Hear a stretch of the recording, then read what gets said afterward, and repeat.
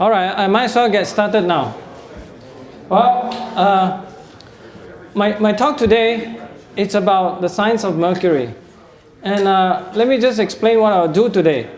I'm just going to pick some recent headlines that you hear on the news concerning issues of Mercury. Actually, it's about metal mercury, which is a specific form of mercury, which is the biologically toxic form of mercury. And fish. And then I will try to go around explaining some of these headlines.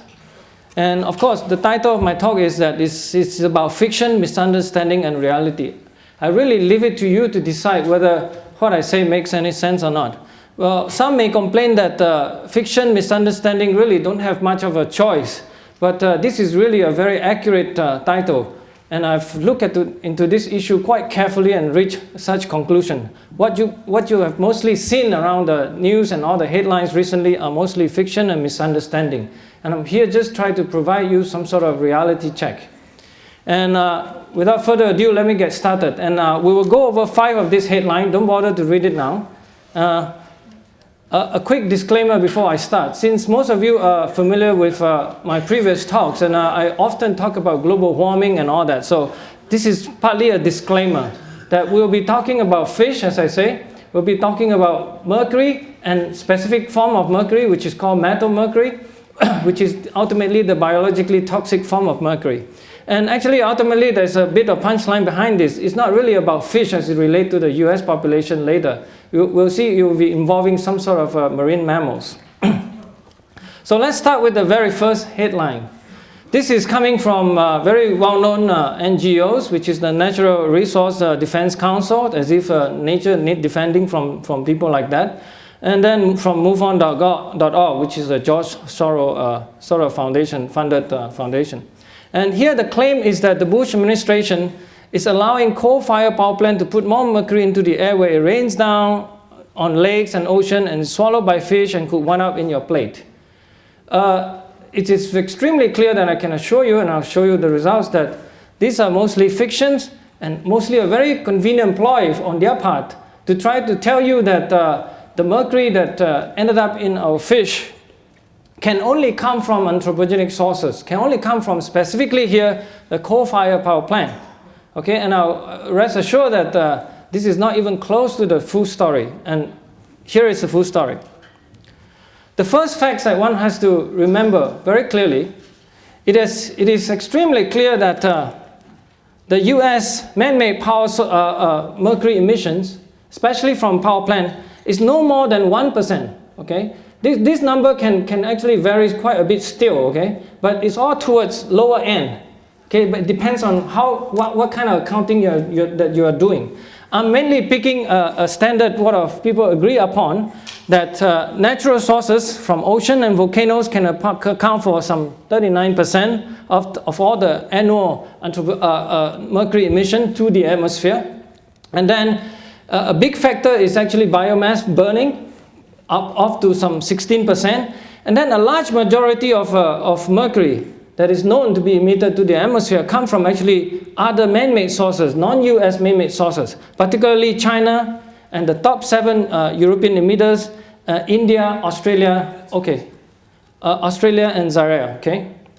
And so that's the basic bottom line. The US account for only 1%, or maybe at most 3%, including all other sources of anthropogenic emissions. There will be only 3% of the rest of the world. And then what they are talking about is that this 3% is the one that is causing all the problem, according to that message. And here's another perspective. Okay, this is actually a very hard to get numbers, but it's one of the most accurate that one can find in terms of the anthropogenic mercury emissions over, let's say, the decade or so, from 1990 to 2000. And one can clearly see that the US sources, the total, all the anthropogenic sources are actually under a decreasing trend. Okay? And this decreasing trend is primarily due to actually a much more decreased use of emission from waste incinerator and so on. So over this 10-year period, the US has decreased by some 70 tons or so, okay? And leading to about 100 tons or so today. And the US power plant is no more than 40 to 50 tons per year now. And then at the same time, one can see that places like China and even Africa itself are rapidly increasing in terms of its mercury emission output, mainly, of course, due to use of very dirty coal, which is indeed true that contain some level of mercury. But then I also want to assure you, even this amount of emission from them is not necessarily going to tell you that we'll be facing some sort of public health crisis from eating the fish that is that we from the wide variety of fish from the world ocean. And the point is that the ocean itself is already containing quite a lot of mercury that hasn't been converted to metal mercury. And I'll explain why that is completely not possible, even from sources like China and India. Here's another very typical sort of literature confusion that one can see. Here I'm just picking one recent example from the former EPA administrator Mike Levitt in his presentation, where he would actually tell people that the volcanic emission can only be 100 tons per year or so. Unfortunately, this is a very, very clear underestimate, because the most accurate and the better accounting of work done by a group of chemists and volcanologists from University of Cambridge is giving us a number of the order of 700 tons or so. And the high end, as I'll show you, can be as high as 4,000 tons. Okay? And the error in basically the reference of 100 tons or so by even our US EPA's administrator that shows that very clear underestimate of volcanic output of about 100 tons or so is simply that they just account for some sort of continuously emitting volcanic sources, whereas they don't account for all this large eruption and all these other small sporadic emission sources. So indeed it is very clear that they want to always overplay the anthropogenic emissions and then always underplay the natural sources, which is very unfortunate because you don't really get the full picture. If one started to account for this very high end of natural sources, the US emission power plant can actually get smaller and smaller. It depends on, of course, how much total mercury is emitted per year, what kind of accounting one is doing. So this is the best of our number today, and I really think that the number is extremely robust, meaning that the US, from whatever sources, the anthropogenic emission sources is extremely small. Okay, and from that perspective, it's really important to remember that that actually is not the emission that is really important. The question to ask is really how much of the mercury actually rain down, or actually through dry deposition go down onto the surface of the United States continent, for example. And here actually is the modeling results, but this is the best way we know how to handle such questions. Okay, and actually on average, one thing that US emitted, like you can see the number, anthropogenic sources is of the order of about 100 tons per year, but the average actually deposition per year is of the order of 180 tons per year. So we're actually taking in much more than what we actually could emit from man-made sources.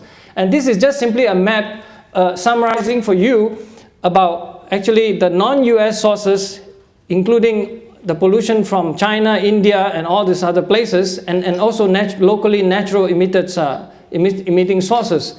And this map actually on average is telling you that over 70% of the actual deposition coming down onto the US surface come from sources that is not related to US own emission. Okay? And then if you want really go deeper into the statistic that is more meaningful, is that one can only find 1% of the US area that has actually more than 80% of the emission coming from our own sources. So that really means that local pollution itself is not going to be able to pollute our own soil and water and air. Here's another way to look at this picture. Remember, I tried to tell you that very misleading headlines by those MoveOn.org and NRDC is indeed that they're trying to tell you that, wow, the only way we can get this mercury is actually come from the human emission sources. And they never want to ask the question, is that how much is the mercury is already there, okay? This particular new study actually addressed that question. And their conclusion is that the hypothesis that most of this mercury in Illinois, for example, and the US soil is of anthropogenic origin is totally rejected. And let me quantify for you some of this, how they go about doing this. They essentially go to different places in Illinois and pick up the soil and then analyze how high concentration mercury is there. And then they also have measurements of how much the deposition is per year at the current rate. And then they ask themselves, how long would it take with the current rate to try to populate the concentration of mercury at the soil right now? For example, the answer for Illinois is that it would take 9,000 years with the current atmospheric deposition. So what does that tell you? That tells you that the mercury that is already there in the soils belongs there and was there long time ago. The only issue is that why is it that they keep insisting that only the anthropogenic sources that is currently emitted could be turned into the metal mercury?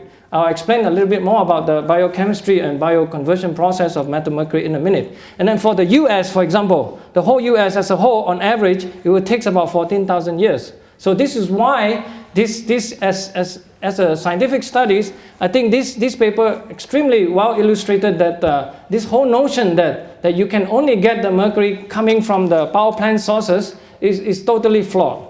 Okay?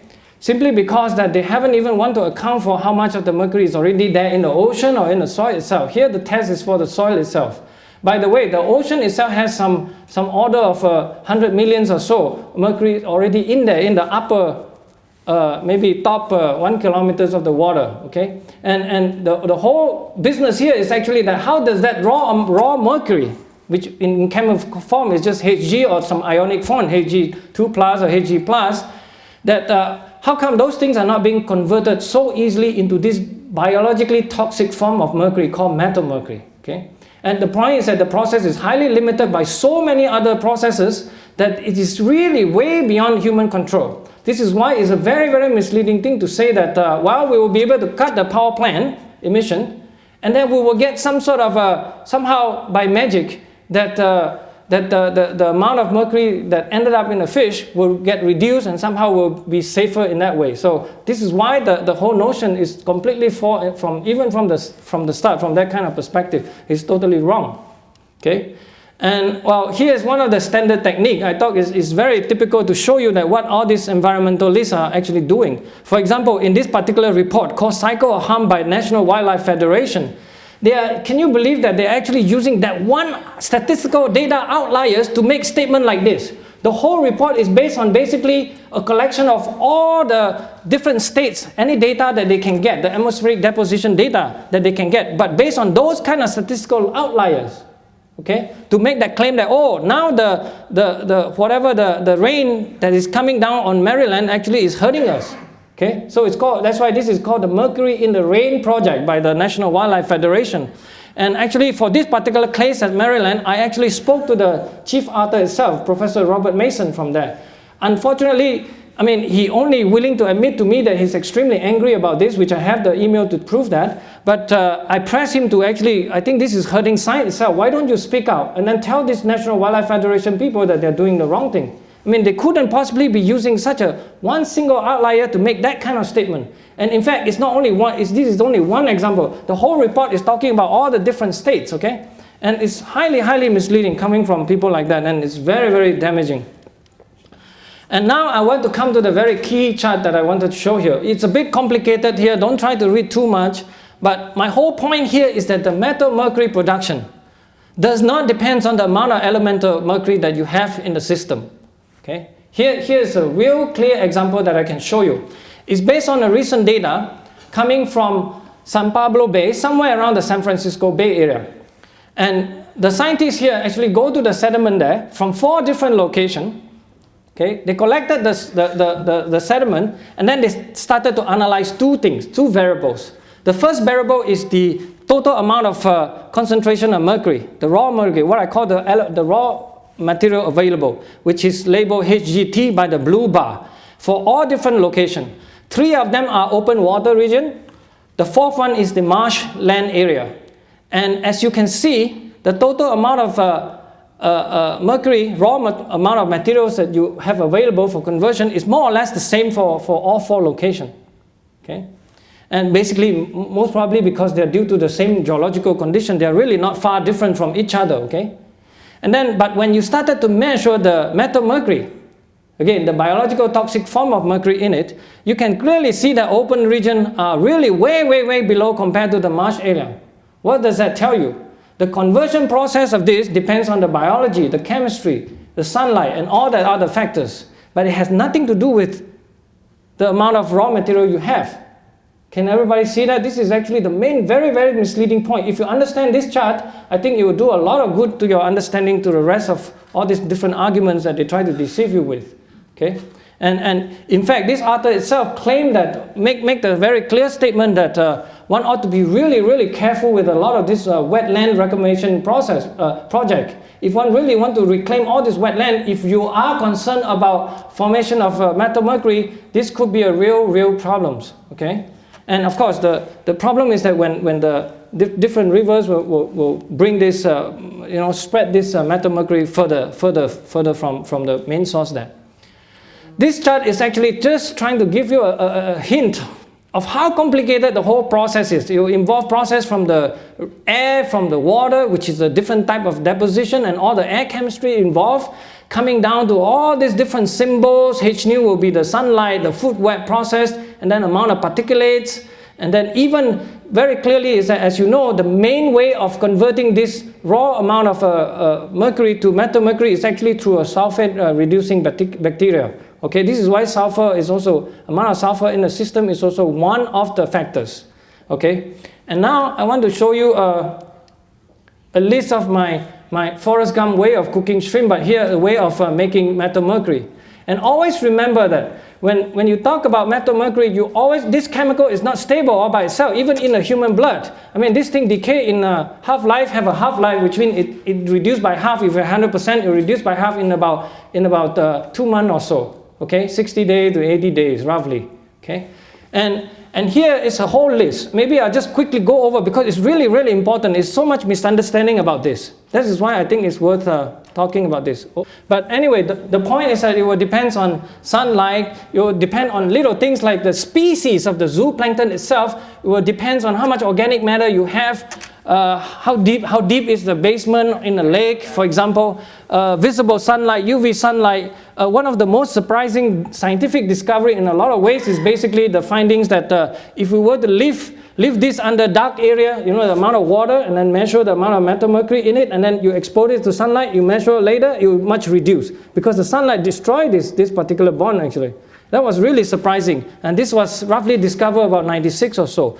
And then one particular example, for example, for formation of metal mercury in actually one of the lake in Sweden, for example, after accounting for 48 environmental factors, for example, and they still can only account for 60% of the variance of this production in terms of the metal mercury. It shows you how complicated the whole thing is.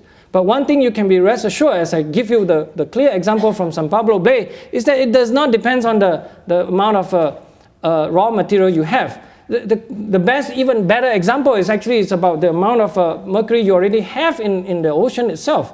You just never have a case. Sure, you have an occasional spike of, historically you can see some high level of metal mercury in tuna and all those other fishes, but you really clearly see that there was no widespread historical poisoning and all that effects that people are claiming.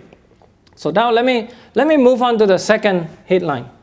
This second headline is also highly misleading. Again, come from the same group. It's saying that we learned only this week that tuna and many other fish can contain harmful level of toxic mercury. And here we can just cut to the chase and show you the real data. The real data, this is of course, they know that this data exists and unfortunately they don't tell you, of course. And so my job is only to look into the literature and point to you what is happening here. And this is a study, fairly recent. It's led by Professor Francois Morel from Princeton, who with a graduate student, Krapel. And they actually knew of one study that has existed in 1971 done in Wisconsin, very careful study, measuring yellowfin tuna of some specific area in Hawaii, where here is plotted, here is actually the distribution of mercury value, okay? And then showing the frequency distribution with the mean of the order of 0.2, as you can see here, a sample of yellowfin tuna caught in 1971. And then they repeated the study for in this report. In 1998, they go to the same area, same region, caught the same size of fish, and by the way, this whole amount of the amount of mercury in the fish actually depends on how old is the fish and what size is the fish, and they pick a very almost exact sort of sample just to make sure you don't have any sample bias. So look at the quality of this data, and they're actually showing that there is no increase Whereas one ought to expect, okay, from the pollution from China and Asia and all those places, one to expect of 10 to 30% increase in the level of mercury in this tuna. So obviously, you can see that studies like that are not being promoted clearly, and because it's just against their simple statements. Here's another example. Here's a much more, I would say, lesser quality of a data, but still data nevertheless. And here, what is plotted here is various type of various tuna level of mercury, mercury in tuna, the concentration of mercury in tuna. Here is one from Smithsonian Museum. With the average, there's only about 7 samples here. So one can see that what is plotted is the mean value here, the median value of the order of 0.4. Okay, and then I just stretch the arrow out to show you the highest point and the lowest point. Okay, and then one can see another samples that is caught in 71 or 72 are slightly lower than this.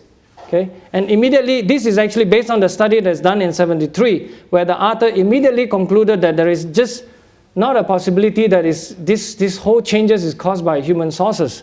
Okay, and then these are more recent data coming from National Marine Fisheries Services done in 78. Some mean level of that, and then FDA's measurements and even EPA's own remeasurements for quite a lot of samples, some few hundreds, where they complain that the FDA are being biased, but then their value is more or less the same like FDA.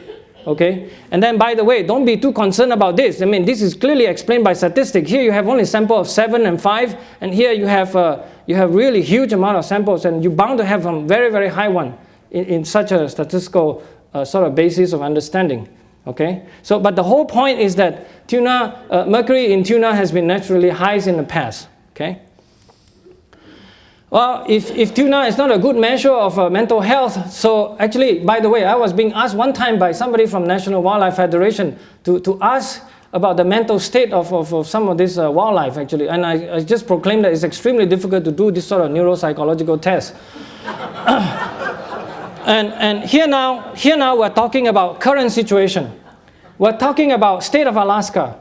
State of Alaska, as we know, depends highly, I mean, especially the Indians, I mean, the native, the Eskimos and Aleutian, they really depend a lot on fish as a source of protein and vitamins E and all that good stuff in fish. And because of all this federal advisory coming from the FDA and the EPA, people are really being scared a little bit away from this. But the state of Alaska got really, really worried about this, so they instituted a very active program, meaning that we just begin to monitor. Okay, for this specific case, they pick all the pregnant women from some 10 different counties, you know, all the native women, and measure the mercury level in the hair. Okay, the information can be obtained from hair or from blood. Okay.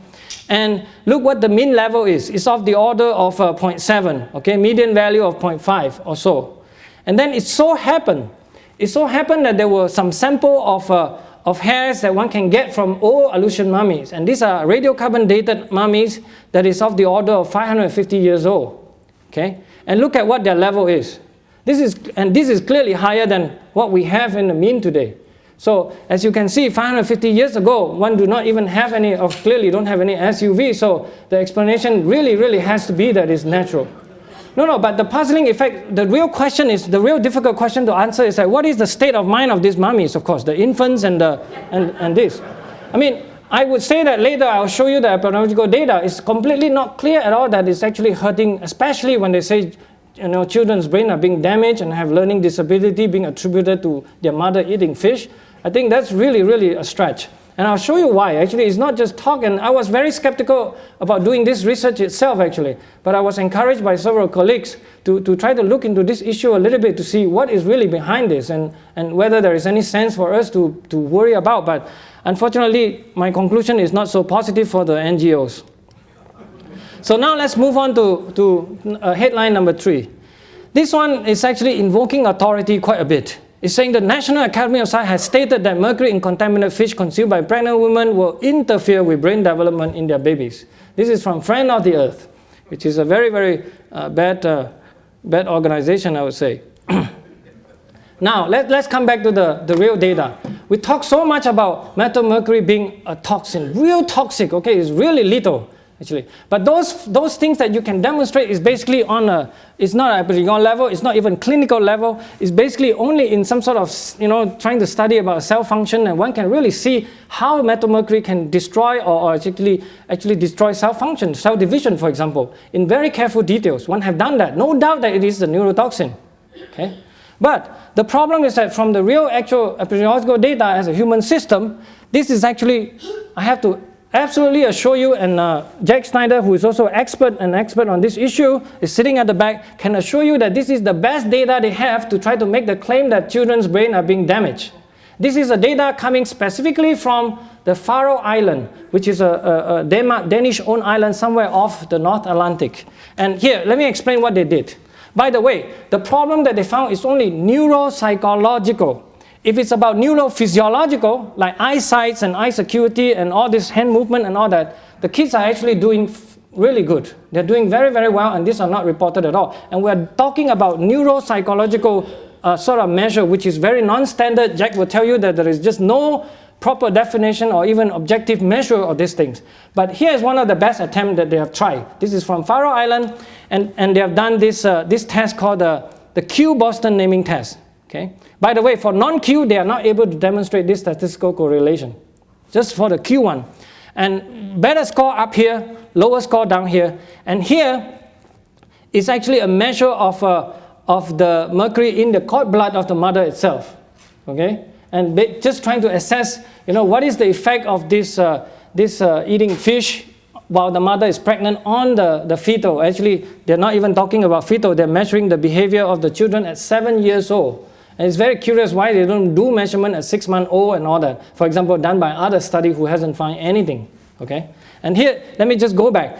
Exactly that what it means by neuropsychological problem is basically that curve that they are helping you with. They are trying to tell you that this downward going tendency, meaning as you increase the exposure level, that the children tends to perform worse and worse. Okay? So they're performing the test for the children at 7 years old for about some 700 or 800 or so samples here, mother and children pairs, and then measure that, and then saying that these data itself are indicating a clear neuropsychological problem for the children. I think that even for this data itself, I really hardly very convinced that this is really a very robust results.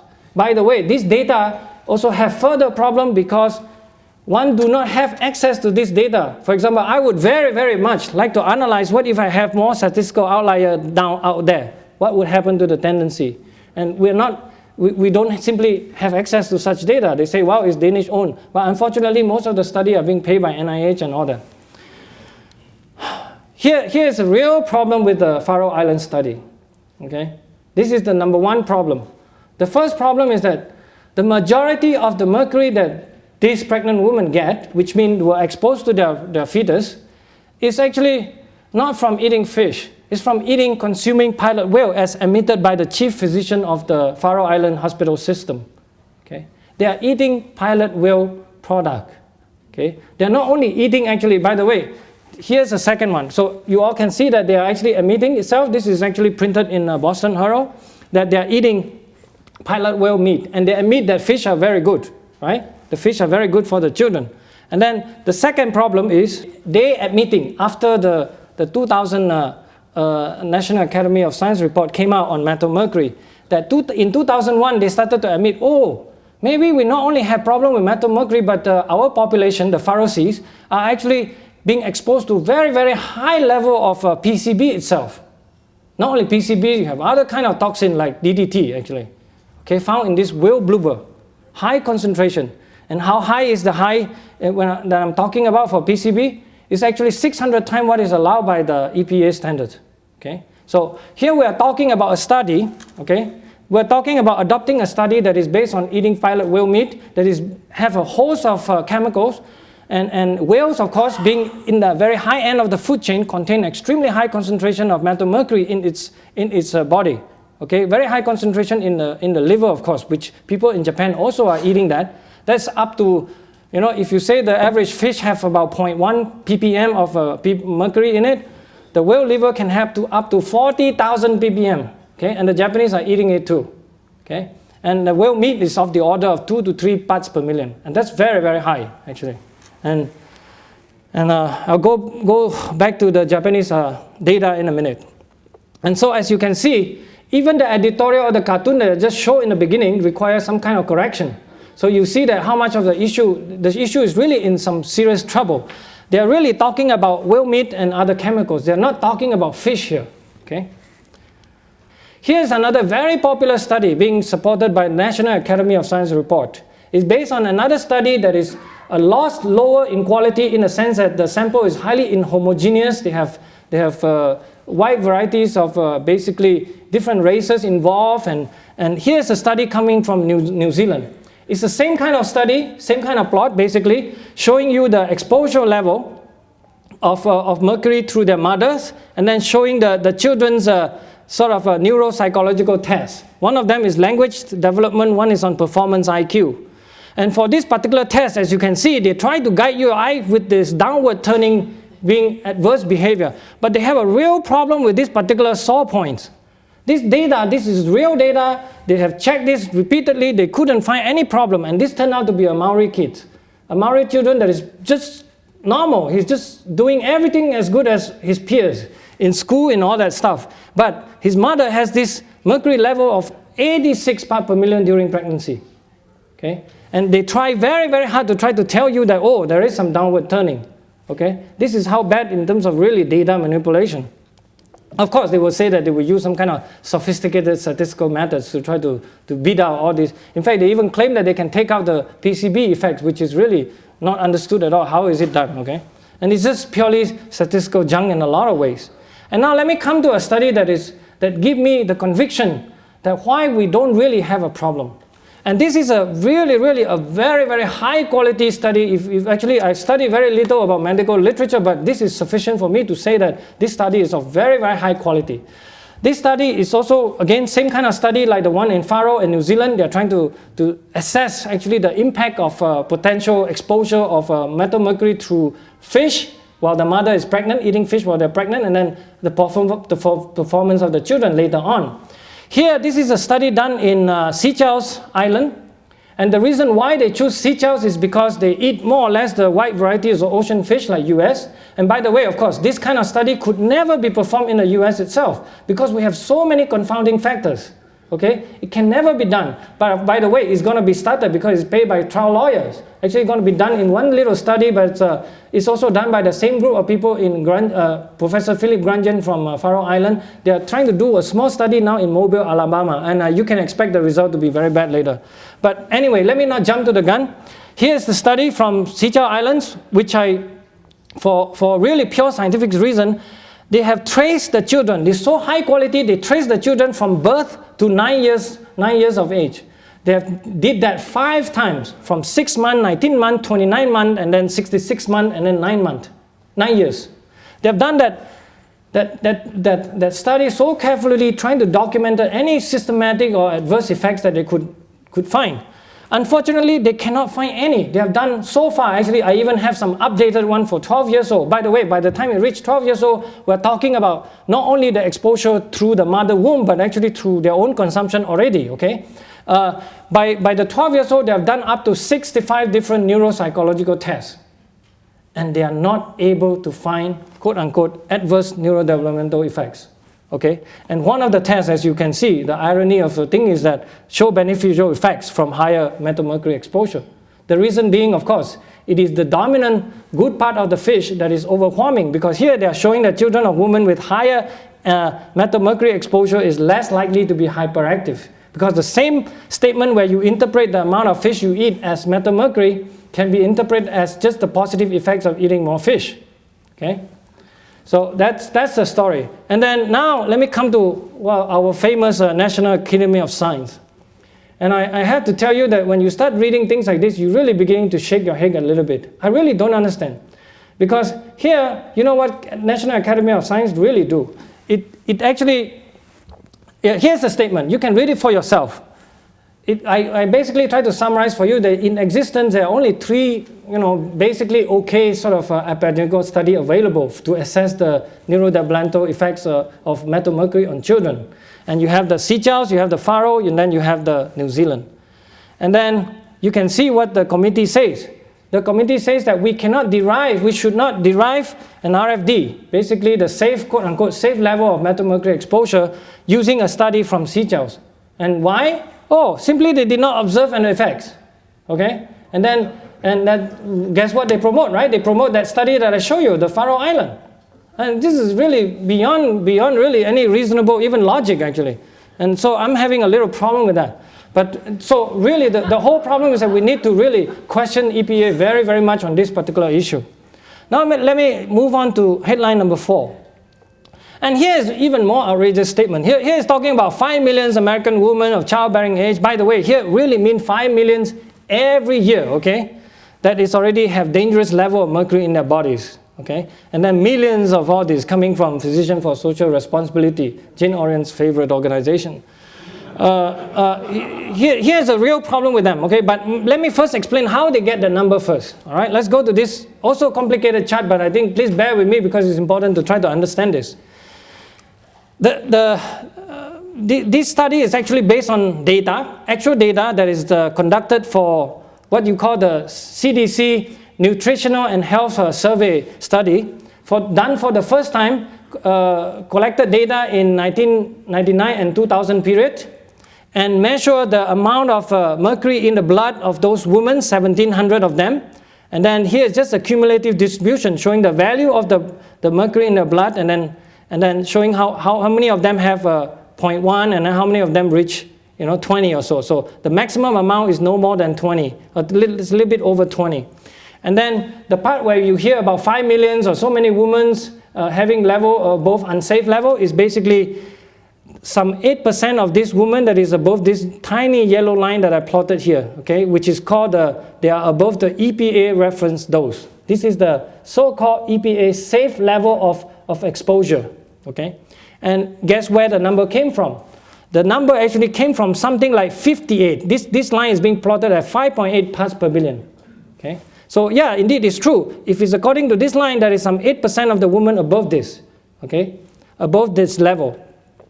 But the actual level in which one can even consider to be any possibility of harm, meaning the level of concern, or actual level of harm, which actually has happened in history through poisoning cases. Have to remember this is poisoning cases. This happened several times in Japan through industrial pollution, no doubt. Okay, dumping of all this directly produced methylmercury rather than naturally produced that is controlled by so many other factors. This is chemical synthesis, okay, in the lab. And of course, we all know that methylmercury and even ethyl mercury has a lot of industrial application. But they did that, and here's the actual documented cases of so-called Minamata disease, right? And the level of in which such thing occurs is of the order of 220 or so part per billion. And then here's the level established by World Health Organization, so-called health level of concern. It's of the order of 80. And then even taking the very, very marginal data, it's of the order of 58.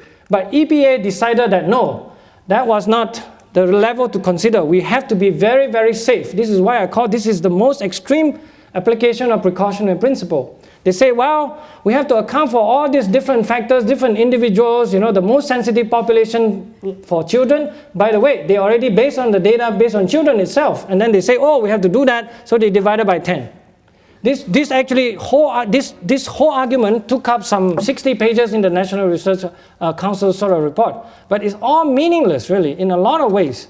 And I'll explain a little bit more. And it's real problematic. And of course, if you believe that that line should be the safety line, then of course, the statement that those guys are making are really true. And I will prove to you that this level is extreme, if not actually wow, totally wow, and it's totally unscientific. So let me move on now. So I remind you now where the 5.8 is at according to the data. Look at all this adjustment. You are supposed to begin to see any particular level of concern, not even at 58, but it's around here, okay? Of the order of 60, maybe a little bit more.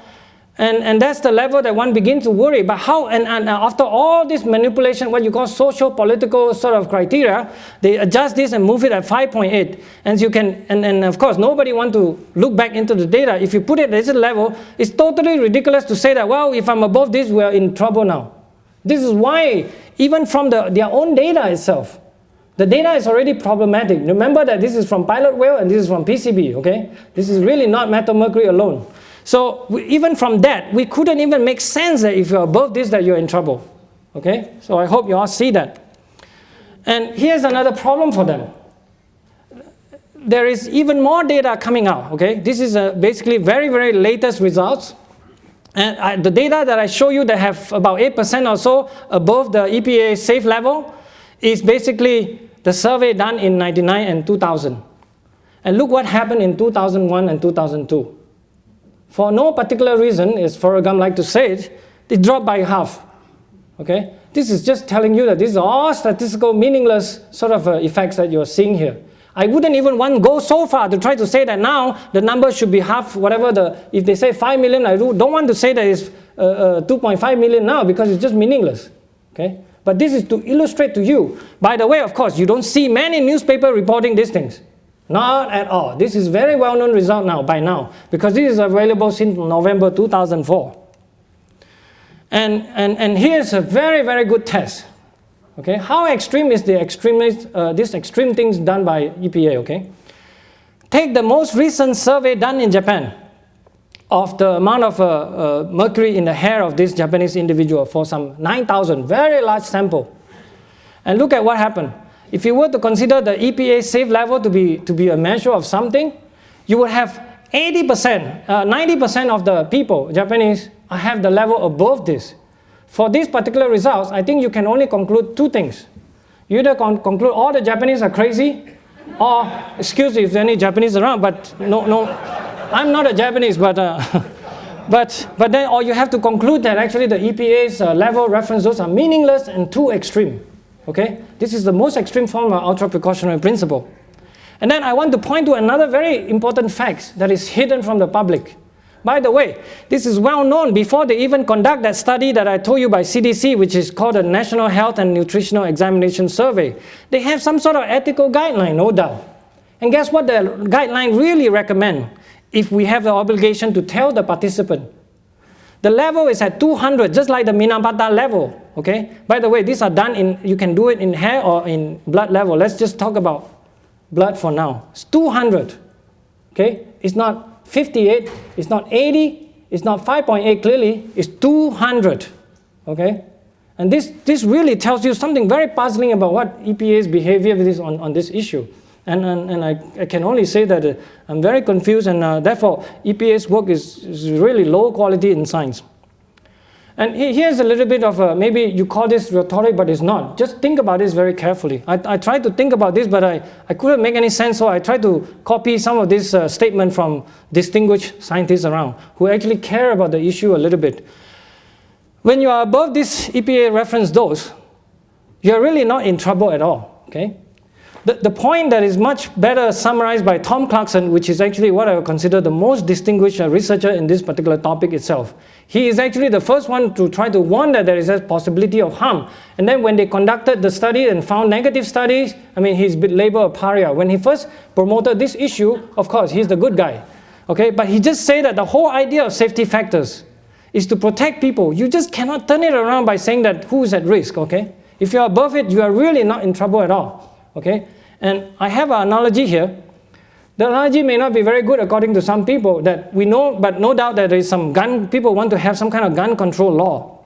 And you want to be protective, okay? So you set up some kind of gun control law. But when the gun control law are found to be broken by a certain percent of abuser, it really don't mean that some of these people will have gunshot wound or death from them. This is really clear extrapolation, okay? They are confusing the issues of really precautionary sort of approach to set up some kind of say a risk level versus the actual results, actually, the actual effects. And this is actually my final headline. I do have a few more things to say, but let me move on to this final line. And this fact is very, very clear. You see, the facts cannot be disputed. This power plant mercury is poisoning America's children. And now they have very, very specific numbers. 630,000 babies born every year with this dangerous level of mercury in their blood. By the way, Jane, the Physicians for Social Responsibility have a consensus statement on this. They even not only went so far to say that the only dangerous level of mercury in their blood, they make the actual leap of faith to say that now the children are born with damaged brain and learning disability. They directly connected that to a direct effects. just to make the issue a lot more alarming. So physician responsibility for social responsibility actually have a statement, a consensus statement on this, signed by some 30 different NGOs, and I was surprised to see that those things exist. And this is basically the source of that particular outcries. They are being poisoned, beautiful, very, very emotive actually. And one could not help but really are very concerned about these things, okay? And it's really extreme in a lot of ways. But guess what can make you a little bit even more disturbed? There are actual data already in the enhanced survey. They are talking about this being harm. They are talking about hypothetical pregnancy. They are talking about hypothetical harm. They are talking about hypothetical everything. Well, they have the actual data measure for, mind you, the data sample is small, 700 children, 1 to 5, and one can see that actually they're doing quite well. But they won't tell you that. This data is actually available when they're making all these different statements. They just ignore it. Just simply ignore it because it's better to talk about all these hypothetical things that haven't happened yet, because it will be a lot more powerful and easier for their argument. Okay? And here is actually a statement that is also being ignored, okay, about what is meant by risk above that level. And this is actually not the point is that I'm not using any authority, but I'm just trying to tell you that their own chairman of this National Research Council report on toxicological effects of methylmercury, I have a mistake here, it should be methylmercury, Robert Goyer, indeed tell us that the numbers should not be interpreted. So I think this Robert Goyer should tell it to Physicians for Social Responsibility. They should not be interpreted estimate actual number of cases with these particular effects. They just do not believe you can do that right now. But these are totally ignored. But these are all in existence, and these are being said in about 2001 or so. Nobody bothers to actually check those things.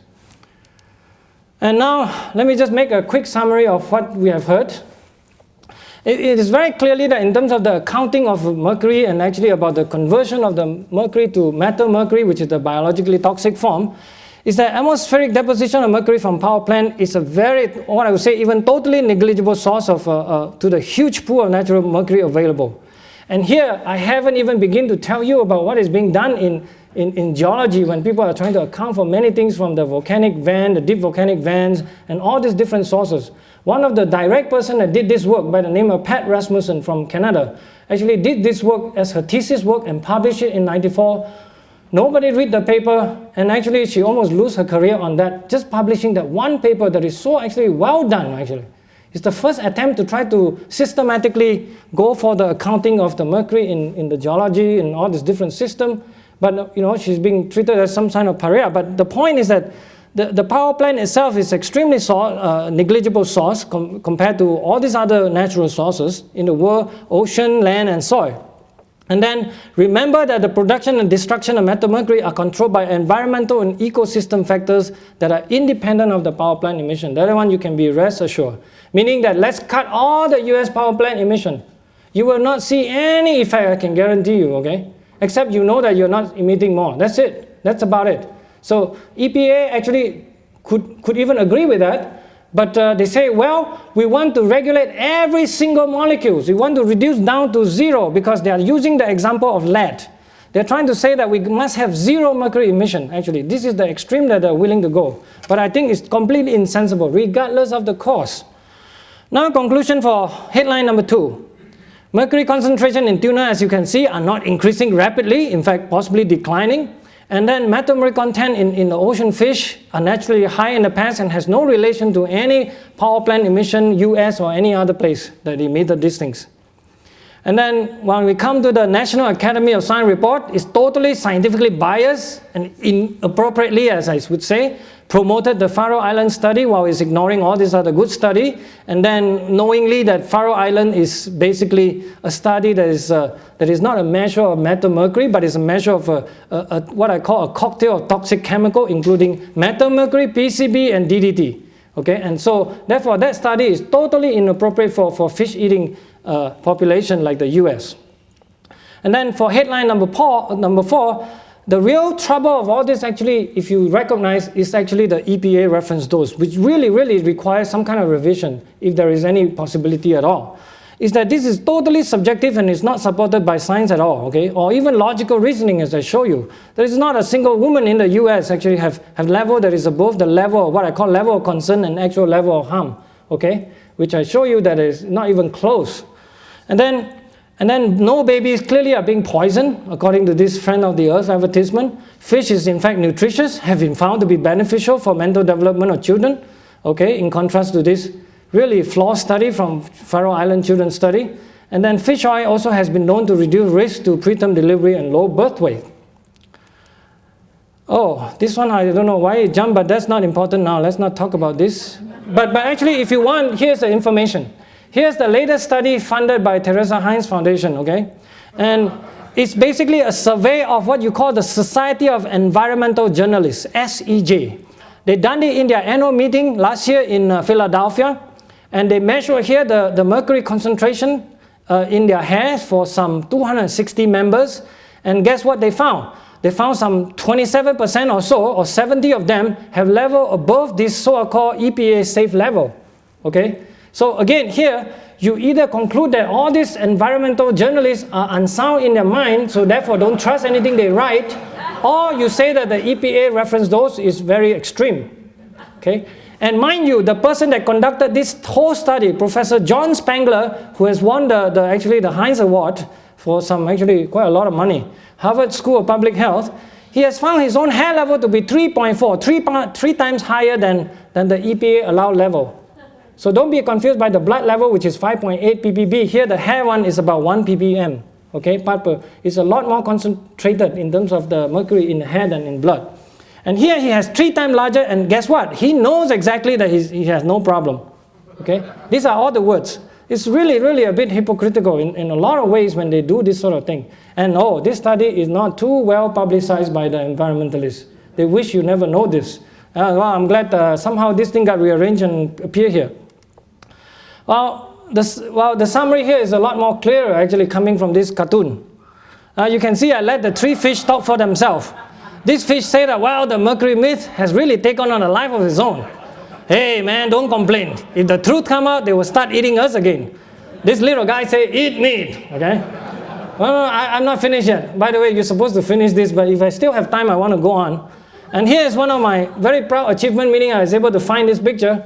And because people are worried about high concentration of mercury in Northern Pike, and here we have our most distinguished citizen of the US, and they are with their brothers, they're catching Northern Pikes and some muskies, and they're clearly smiling. So really, the bottom line is, what's the big deal? Let's go towards zero mercury. And I can assure you, the bottom line is that you can't, okay? And then I'm really concerned in terms of this aspect of actually huge potential for public health crisis in US, really, okay? And I'll give you the reason, from extreme precaution of the type that EPA like to promote.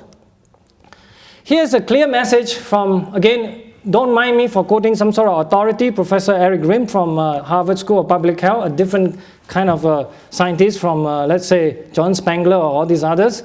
And they're clearly pointing to this, people being scared away from eating fish, okay? And we all know the fish is good for the heart, okay? And I'll show you here, his statement is very clear, okay? But let's just review what actually the American Heart Association are saying, what is good about omega-3 fatty acids. Look at this host of very, very, really useful physiological function. Okay, decreased risk for arrhythmia, decreased risk for thrombosis, which is clotting of blood, and then decreased triglyceride, the bad things in the blood fat in your thing, improve the cell wall function, and then lower even the blood pressure a little bit, good or bad, that will be depends, and then reduce inflammatory responses. Okay, these are well-known physiological function of omega-3 fatty acids. And here's one of the reasons why US could potentially be harmed by this sort of alarmist situation. Look at the current average US intake of fatty acids, the good fatty acids. The EPA, by strange coincidence, DHA and EPA, this is the specific type of fatty acids, omega-3 polyunsaturated acids, that we are only consuming 100 to 200 grams per day. Whereas the average recommendation by NIH on some NATO workshop is actually so much more, 6 times or 8 times more than what we are eating here. So let's compare ourselves with other population.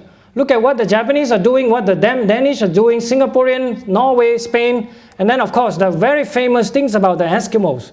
This is the beginning of the discovery of why the Eskimos seems to not have any heart disease actually. When the time, just about the time when people know how to synthesize and know how to identify this omega specific chemical form of omega fatty acids in the 50s or so. 40 is actually a little bit earlier than that. So US are actually at risk because we are already taking less, and then if we are concerned about it, think about the possible effects, that we are really taking even less, whereas we know that we're supposed to take a little bit more. And here's just a host, not to insult your senses, but really to tell you that there are some clear documented cases.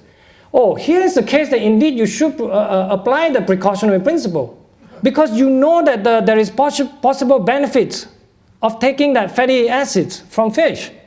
You know, it is exactly the kind of problem that they worry about for children and actually pregnant women. Postpartum depression, for example, can be demonstrated to be decreased if you take a little bit more fish.